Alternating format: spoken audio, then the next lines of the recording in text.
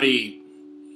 Greg Swann from selfadoration.com. I wrote a book called Man Alive, a survival manual for the human mind, and I like to talk about ideas of moment as they occur to me. Today I'm only going to talk about one idea because I've been away for a week and a half, and I've had plenty of time to think about this one idea, and I intend to explore it with some elaboration and hopefully help you understand in a very thoroughgoing way why it is that your manumission, your release from slavery will be affected by you alone, by you yourself only, by you doing it for yourself, by you demanding your freedom, because no one is going to give it to you. And I can start with an example that seems pretty potent to me. So imagine you come to work on Monday morning, you have a job, and God help you if you have a job. I don't have one, I'm lucky I am self-employed, but that just means I'm the boss. So I come to work on Monday morning, and I look around at my staff. I have a vast staff of one employee. She's not really my employee because she gets all the money, but in any case, I am technically the boss. But imagine that the boss comes to work on Monday morning and he says, you know what? I realized over the weekend that I'm the problem. That we could get so much more done, produce so much more work, and make so much more money if I would just get the hell out of the way. And so here's my plan. I'm going to leave the office today, and I'm never going to come back. And you guys are going to do so much better without me that it will be a huge boon to you to be rid of me. If you work for a company where you have so-called professional management, which means employees as managers, then the owners of the business just might do this to the big boss. They might fire the big boss and replace him with someone else if things aren't going the way they should. But if you work for an entrepreneurial business, you can forget about it. The boss is never going to identify himself as the problem, even if he really is the problem, even if he really is the prime impediment to greater productivity and greater profits. The boss will never conclude that it's he who is the problem. This is, we'll come back to this because it's interesting, but I can think of one person in all of human history who's actually done something like this, and a truly impressive achievement, but so rare as to be essentially not quite impossible, but so unlikely as to not to be something you should be praying for.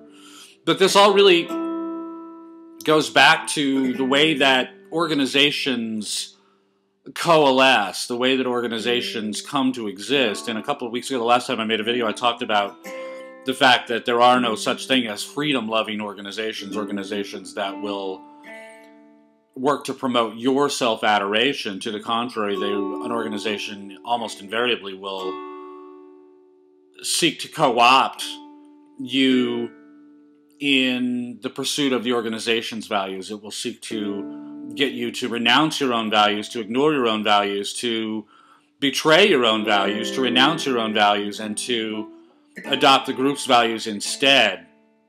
This is the magic word "we," and I'm making this movie on Wednesday, the 30th of May, because I wanted to avoid Memorial Day, which is one of those great "we" holidays. The word "we" is a hugely dangerous word. When you hear the word "we," you really need to put your hand on your wallet. Put one hand on your wallet and put the other hand on your gun, because when someone says "we," what they mean is I intend to take what's yours and make it mine. That's what it means.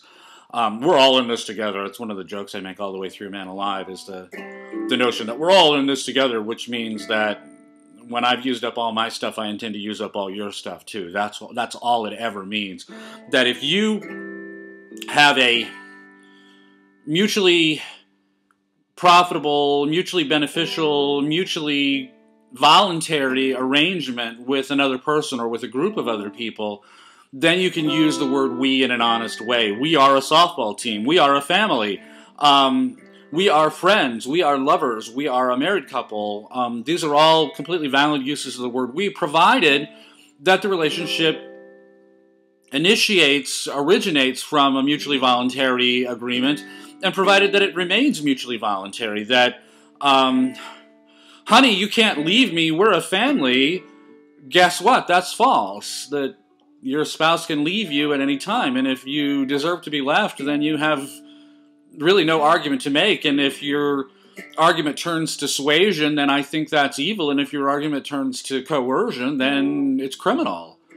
And of course this stuff does happen, but it doesn't persist, thank goodness, because we do have the ability to get away from one another. We don't have the ability to get away from the kinds of groups where people say, hey, we're all in this together. And I wanted to avoid having this discussion on Memorial Day because people get so emotional about the word we on military holidays that I would just inflame them for no good reason. Certainly I am not disparaging the losses that individual people, individual families have suffered as consequence of war, but there is no we, and what we mean when we say we must go to war, we must defend American interests overseas, what we mean is that we need to destroy some more ammunition so we can sell some more ammunition, that the arsenals are full, and when the arsenals are full, there's no money to be made selling ammunition, so we need to go destroy some lives by destroying some ammunition so we can sell more ammunition. And that's all that we means in that context. When people talk about national defense, what they're talking about is rent-seeking by military contractors. That's what they're talking about. And if you get sucked into that, I feel sorry for you.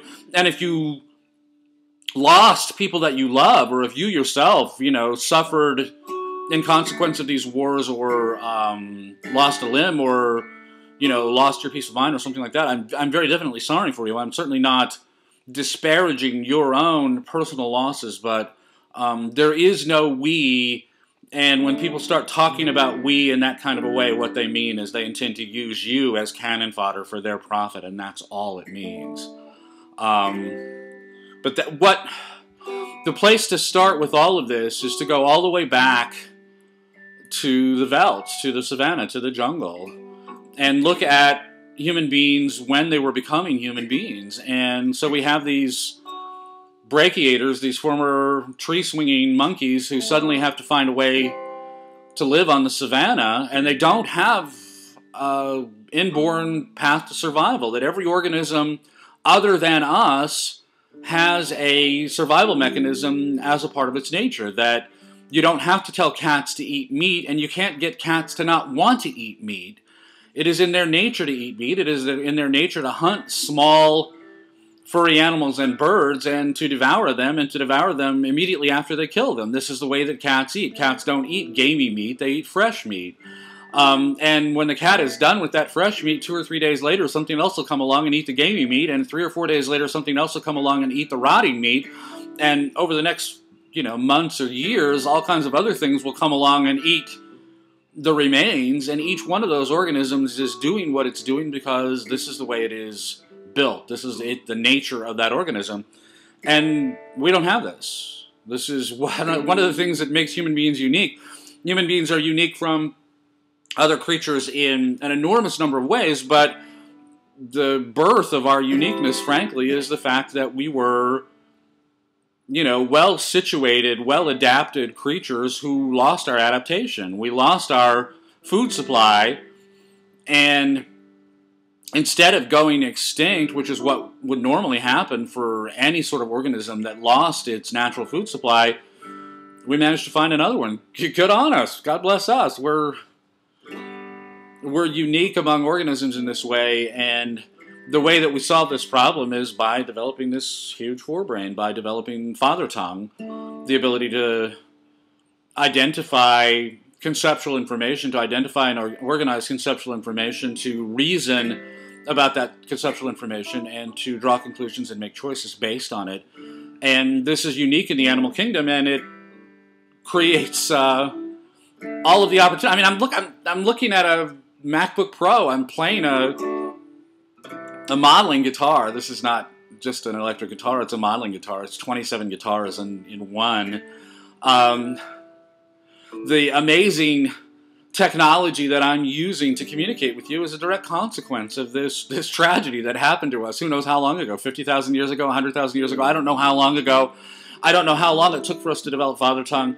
I don't know how long it took for father tongue to take root in such a way that we could really start to retain technology from one generation to the next and to spread it from one community to the next and one continent to the next. I don't know how long that took, but once that process began, it led to this. It led to these amazing things that you see around you everywhere. I mean, the room that I'm sitting in is just full of, I mean, I don't know how many microprocessors there are in this room. I'm in my living room in my house. It's not even the office. But there have to be a half a dozen microprocessors in this room. DVDs, CDs, widescreen television. I have 2 amplifiers sitting over here, 3 guitars sitting over here, my iPhone, my MacBook Pro that I'm talking in front of. Not to mention the furniture, which is amazing and that I could never build on my own. I couldn't build anything like this, and I don't know what we paid for this, but it was next to nothing. It was, you know, maybe a week's work, 2 weeks' work, a month's work maybe to fill this whole room with riches that no one 50 years ago could have imagined, and no one 500 years ago could have had. Not the richest man in the world 100 years ago could have had anything at all like this. And I'm just an ordinary schlub, and all of this is made possible by Father Tongue.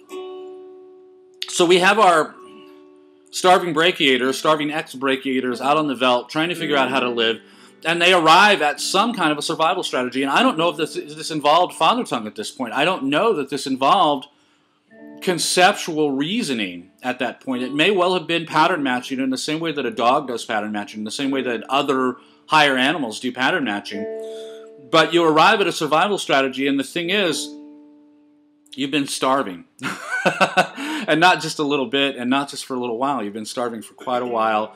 You have watched people that you grew up around, people that you loved, at least in the way that a mammal can love.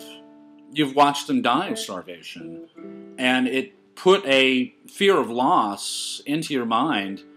And you can actually see this. I mean, try to steal a dog's food. You'll see that fear of loss come to life. And if you're lucky, it's only the fear and not the ferocious response that goes along with that fear. Because if you try to take food from the wrong dog, you could leave your hand behind. But that fear of loss is kind of baked in the cake. And I don't know if it's something that we owe to Mother Tongue. It's something that, you know, predates the birth of Father Tongue in our minds, or if it's simply a Father Tongue conclusion that we drew from having starved in too many ways for too long. But it makes human beings inherently conservative. Not necessarily, I don't like to use the word inherently with respect to human beings, because conceptualization permits us to conceive of anything, and therefore we can. The fact of the matter is, I'm having this conversation with you. I am arguing against the idea of an inherent fear of loss, but certainly there is a naturally occurring fear of loss that kind of goes along with our style of consciousness, and it starts out there on the veldt. It starts on the savannah. And so those folks came up with some way of surviving, some way of providing a steady food supply so that they didn't die of starvation all the time. And their natural inclination at that point is to resist change. And this is what conservatism means. We use the words liberal and conservative all the time, and we use them to mean almost anything. And when a word means almost anything, it means almost nothing. It is vitally important to define words carefully in your mind so that you know what you're talking about. And what conservatism literally means is resistance to change. It is to conserve the status quo against every attempt to change it. And this is one of the things that we can find in human civilizations, the human civilizations that we know about, going back forever. And there are approximately 500 human civilizations on the earth right now, of which only one matters. The only one that matters is Greek civilization, the one that we live in. And everything that you might think of as being something other than Western civilization, something other than Greek civilization, is in fact a manifestation of Greek civilization. And so, the cultures of the Far East or of the Middle East or of Sub-Saharan Africa or something like that, these are all hugely Western cultures. And there are, I will get to the exceptions, there are exceptions. There are 500 exceptions, but those 500 exceptions are very, very small. And the only one that really matters, and one of the ways you have of determining whether or not a civilization is of the West, is literally Greek, one of the ways you can do it is, can you make a phone call? Wherever you happen to find yourself, can you make a phone call from that point? That I don't necessarily mean by landline, because now cellular phones and satellite phones, we can make phone calls from virtually anywhere, but that would have been a much more valid distinction prior to wireless technology. that any place that you could make a landline phone call is the West. And so if you were in Phnom Penh, Vietnam, in 1967, you know, it is strangely alien to you. It seems so oriental, so much of the East, and yet easily make a phone call. The French had colonized that part of the world 100 years before then, maybe longer than that, and it was easy to make a landline phone call. It was easy to, you know, engage in communication with New York City. What could be more Western than New York City? And so even though there was a whole lot of vestigial Oriental culture in Phnom Penh at that time, it was a Western city. It was a city of the West. It was a Greek city. A distinction that you could use now in looking at various cultures to determine whether or not they're of the West is look for a box of Tide or Cheer. Look for a box of detergent. Look for T-shirts. Look for dungarees or cutoffs, jeans. These are all manifestations of Western technology. I mean, anything that requires a sewing machine, anything that requires a chemical processing facility, this is obviously of the West. And now we get to the point where we're talking about truly non-Western civilizations, which means basically tribal cultures, because that really is all there is on Earth right now, other than the West, are tribal cultures. And most of those tribal cultures are heavily influenced by the West. I mean, they are certainly distinct in the sense that they don't think the way that we do. Their languages aren't structured the way ours are structured. They don't really get us. They don't understand us. But they are definitely of the West in the sense that they have been infested,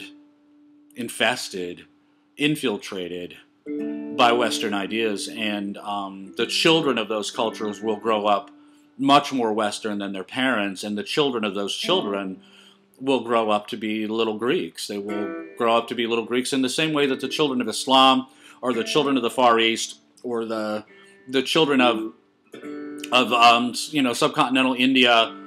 These kids growing up today are all growing up to be Westerners. And Western civilization works this way. Western civilization infects everything that it comes into contact with, and the reason for that is because it's better. And this is one of the things you're not permitted to say now. Not permitted meaning by the thought police, by the politically correct mind police. You're not permitted to admit that Western civilization is better. But one of the interesting things that's going on right now is that there are probably 1,500 world-class concert pianists growing up in China right now, concert violinists growing up in China right now. And you would say, well, no, China has an ancient culture, an ancient history. Why would Chinese people devote their lives, the incredible amount of time, the incredible resources, money, time, effort, training to master Western music? And the answer is because they believe it's better. We know it's better. We believe it's better. And they believe it's better. And if you're looking to put together a first-class Baroque orchestra, first-class classical orchestra, you can probably do a dozen today in China. A dozen New York Philharmonics, in other words. That a supreme world-class classical orchestra, like the New York Philharmonic Orchestra, you could go to China right now and probably put together a dozen that are as good as the New York Philharmonic Orchestra. And the same thing in India. And I love this, frankly. I love this because the West holds itself in contempt. I mean, the West writ large, New York City, Washington, D.C., London, Tokyo, Paris, Rome, the bastions of Western civilization hold Greek culture in contempt right now. We are a self-loathing civilization. But thank goodness there are people in the world who recognize the value of these ideas and do not hold them in contempt. To the contrary, hold them in high honor and are avidly mastering Greek technology, Greek ideas, Greek passions, Greek standards of value. This is a great and wonderful thing. But if we go back to those kinds of tribal civilizations, those tribes are really no different from the tribes that we would have found on the savannah when the brachiators developed father tongue, when they became fully conscious human beings. There really is no difference. I mean, there will be superficial differences. Every little last thing that you can name about each one of these cultures. And like I said, there are 500 on the earth right now, and every one of them will be superficially different in every aspect of that culture that you could name, but in fact they are all 100% the same in the sense that they are groups of 35 to 50 people who live together with a very flat hierarchy of command and control. In other words, there is very little difference, maybe 1 degree of difference and maybe 0 degrees of difference between the chieftain and the lowliest of the low member of the tribe. They all live together. They live sort of like big extended families. And when they get much beyond about 50 people, they split up because they can't maintain that level of organization with more than 50 people. So they grow to be much larger than 50, 60 people. They will split up into 2 groups of about 30 people each. If the groups grow too small, if they lose too many members, if they can't reproduce at a rate necessary to sustain that, 30 to 50 people population level, then 2 similar groups will merge and become one. But all of these cultures are essentially alike in the sense that they are all basically unchanging. And the reason that they're unchanging is that each one of them represents a solution to the problem of survival. That we had this problem of survival when we were thrust out onto the veldt, and we solved it in one way or another. And as soon as we did, that fear of loss kicked in, and conservative impulses took over, that we don't dare change any of this because it's working. We're successfully surviving. We're not starving to death. And in reality, that kind of a tribal group, and they've existed all through human history, and like I said, there are about 500 of them on the earth right now, today. I mean, you know nothing about them because you don't go to the places where you'll find them. Sub-Saharan Africa, South America, in the remoter parts of the world, all over the world, including like Inuits and things like that. There are people that we pay more attention to and a whole lot of people that we pay no attention to at all.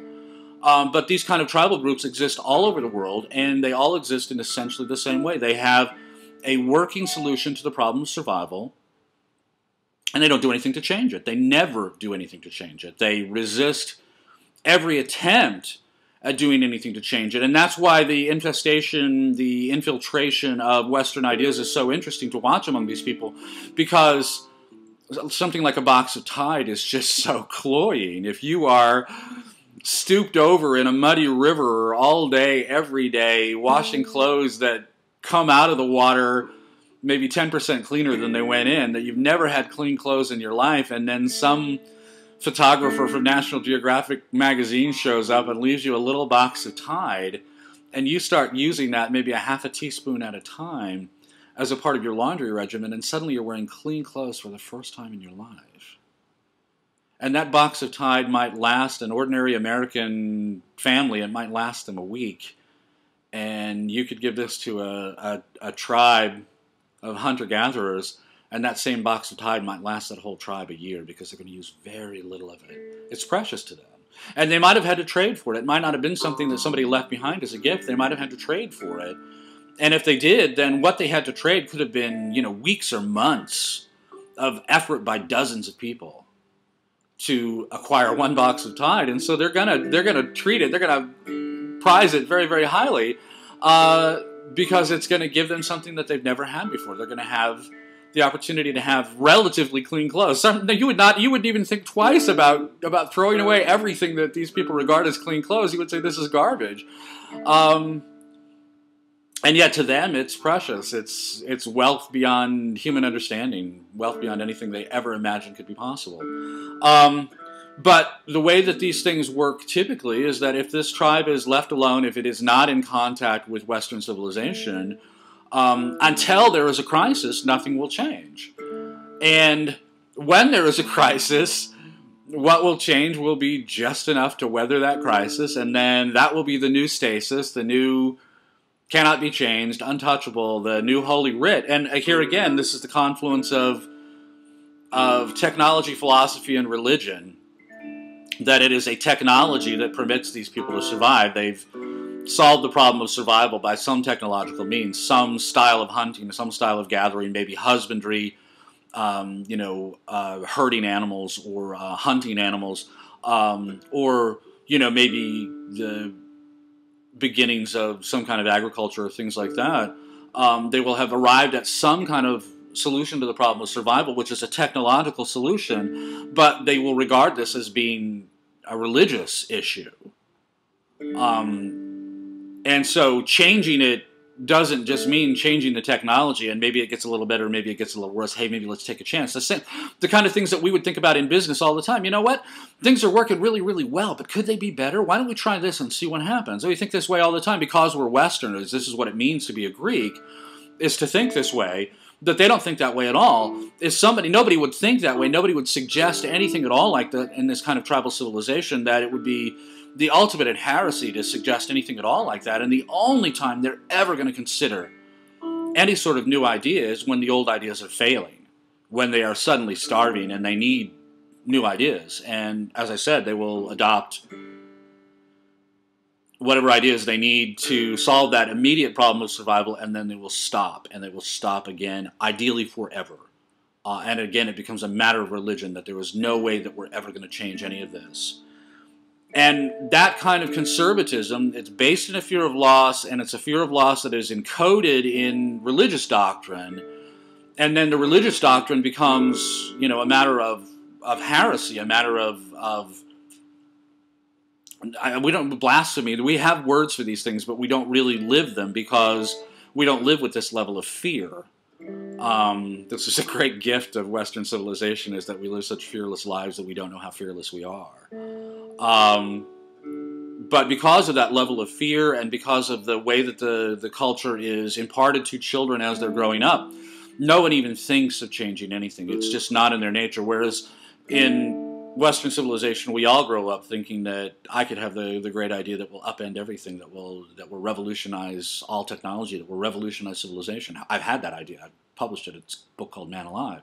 And we grow up thinking this way, and we admire this. We revere it. We know that it is what accounts for our incredible wealth, and therefore we don't have this fear. We do have it, and we'll get to that, but we don't have the fear in the same way that they do. But let's bump this up a level. Okay, so we've got a hierarchy in the civilization that is basically 0 to 1 levels deep. The chieftain may be 1 level above everybody else, and the high priest may be 1 level above everybody else. So they may all be essentially on the same level. But if you get to a group of people that's maybe 100 rather than 30 to 50, you've got 100 people living together. And now we are doing some kind of husbandry, either herding or agriculture. Now we might have, 2 or 3 levels of hierarchy in the civilization: the political control, the religious control, and some kind of a middle class in between, and then the ordinary people at the bottom of the ziggurat. And that same kind of conservatism is in play, and believe me, it's defended in religion. But the conservatism now is a matter of sustaining the status of the higher ups, of the people who are higher on the ziggurat. That obviously they don't want to do anything to upset the apple cart, to destroy the survival machine that is this community, this civilization, because that's how they sustain their status, for one reason. But they also don't want to change anything that would result in changing that status hierarchy, because RHIP, rank, has its privileges. And if you are the chieftain, if you are the high priest, you have certain privileges that you don't want to give up. And this is why does your boss not come in and say, hey, it's all my fault? Well, this is why, because he likes being the boss. He likes the benefits that accrue from being the boss. He certainly likes the profits that come from being the boss, but he also just likes being the boss. And he's not going to give that up voluntarily because it's pleasing to him. And so we have this kind of conservatism, only now we have it in a stratified society. And so now let's double it again, or take it up to 250 or 500 people. And now maybe we've got 3 or 4 levels of hierarchy. And all of the people on those, everybody who is above the bottom level of the ziggurat, is deeply invested in keeping things the way they are. This is conservatism in its most easily understood form, in its naked essence. This is conservatism, and it really doesn't have anything to do with the benefit of anyone other than the person who is the beneficiary of the particular level of privileges that he has attained by rising above the bottom level of the ziggurat. And the people who are on those upper levels may be competing to get into higher levels, but believe me, nobody is competing to go down, and certainly nobody is saying, you know what, maybe if we just got rid of this hierarchy entirely and let people live like Greeks, we'd all be richer. They don't say that at all. And you can follow this up through the so-called high civilizations that we talk about, like the Egyptians or the Aztecs or the Incas or the Mayas in the New World, the Chinese dynasties, all the way through to, you know, the Phoenician Empire and things like that. Now we're talking about, you know, millions of people living on thousands of square miles of land in many, many, many cities, all arranged in this kind of static hierarchy. And now maybe we have a dozen or 15 or 20 levels of privilege. And everyone living on those privileged levels is deeply conservative. They don't want anything to change. They do not want anything to change. As long as things remain the way they are, they will retain their privileges. And obviously there's going to be some internecine conflict among people at those levels in order to try to go one up on each other. But they're not going to do anything to disrupt this survival machine because it's what accounts for their own survival.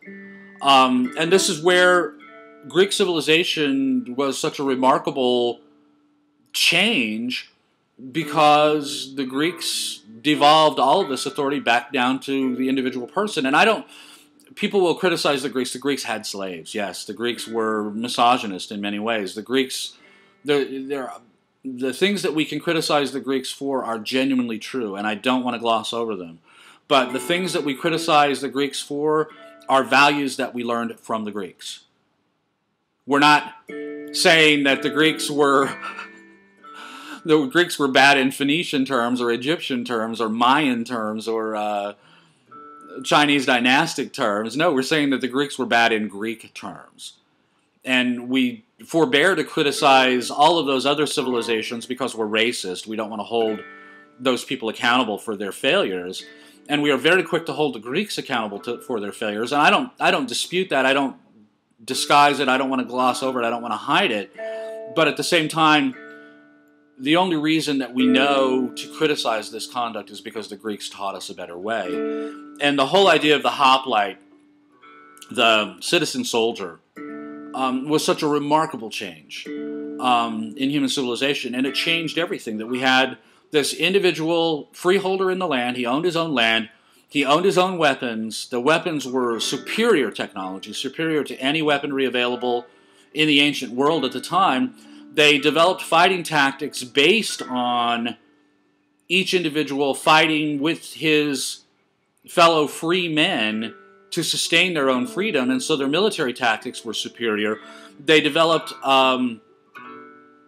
boats, ships, that were far superior to anything that was available at the time. And they were in the Hellas. They were in land that nobody else wanted, and it wasn't really even land. It was land surrounded by water. And so they became master seafarers. And because they were free to trade. And so they developed capitalism, these wonderful ideas of trade, things that had never really existed before. They'd always existed on the margins, sort of tolerated, permitted, but never as a way of life. And all of that changed with the Greeks. And that civilization spread everywhere. And I'm not going to say that they undermined all of these hierarchies, because they didn't. The Greeks were a practical people, and when they went into foreign territory, they didn't seek to revolutionize anything directly. All they did was set up their trading posts. And so Naples, Neapolis, Newtown, in the middle of the Italian peninsula, controlled by the Etruscans at that time, later controlled by the Romans, and yet here was this Greek trading post in the middle of the Italian peninsula. Syracuse on Sicily was another one. Marseille was another one. These Greek trading posts that were way out, very, very far away from the Hellas. And yet the Greeks were there, and they were trading with the locals, and they were trading with each other, and they had their ships coming and going. And they didn't do anything directly to try to promulgate Greek ideas. They weren't trying to spread Greek ideas. They were really just trying to make money. But they were really good at making money. And exactly like the Tide, the box of Tide in the hunter-gatherer village in South America, the Greeks had better stuff, and the people who were living around them really wanted that stuff, and they wanted to trade for it, and that trade created Western civilization. This is where Western civilization really comes from. I mean, I want to salute Socrates, I want to salute Greek philosophers, and I fancy myself one of them. And their work was vitally, vitally important in terms of documenting reality, documenting what was really going on. But it was those trading posts that made all the difference in terms of converting first the Mediterranean and then all of Europe and much of North Africa and a lot of the Near East, and then eventually all of the world, converting it to Greek ideas of civilization was done by trade, was done by capitalism. And the reason that it worked is because capitalism works. Capitalism is a better way of doing things. But even so, every civilization, every government that you will come into contact with has that hierarchy built in, and the hierarchy has the conservatism built into it, that the people who are benefiting from the status quo do not want it to change. And if they do want it to change, they want it to change for the better for them, but they don't want it to change for the better for you. They don't give a rat's ass about you. And when they talk about you at all, they talk about you, what's the word they use? The word they use is we. We must do this. We need to do that. We are at risk of this. There is a peril to us emanating from here, emanating from there. The world is full of perils. And the only way that we can survive is if we sacrifice our interests to me. We means you work, I take the proceeds, and I tell you that you're my hero for sacrificing your values to me. And that's the way the world works to this very day. There is no one who is employed by the United States Postal Service who does not know that his job is completely useless, completely redundant. They do deliver some mail, actual mail still. 90% of what they deliver is junk that wouldn't even exist if it weren't for the subsidized postal rates. They're completely useless people. And so why don't they show up at work on Monday morning and say, hey, you know what? I'm a drag on the economy. I don't provide any benefit. I don't create any wealth. To the contrary, I destroy wealth. You know what? I'm just going to go home. I'm going to stop taking this money because it's a net deficit to all of my neighbors. I'm hurting my neighbors by showing up to work and shuffling around for 8 hours a day at $80,000 a year. I'm going to stop doing this. I'm going to stop being a parasite. Nobody says that. Just as your boss does not show up at work on Monday morning and say, you know what? All of these idiot policies that I come up with, this paperwork that I'm constantly generating, I'm standing around with my hands in my pockets asking stupid questions, I'm a waste. I'm just going to stay home from now on because I'll make better money if I stay home. And in fact, if people did draw that conclusion, it would be true.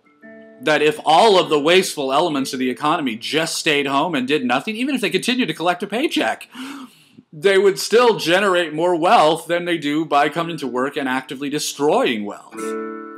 But I told you that I can think of one exception in human history where somebody did something like that, and that was Thomas Jefferson. And he didn't do it exactly the way that I'm talking about, but what he said was individual people are much more likely to find their own good by pursuing their own good. And so the best thing that the government, that the hierarchy can do is to get the hell out of their way.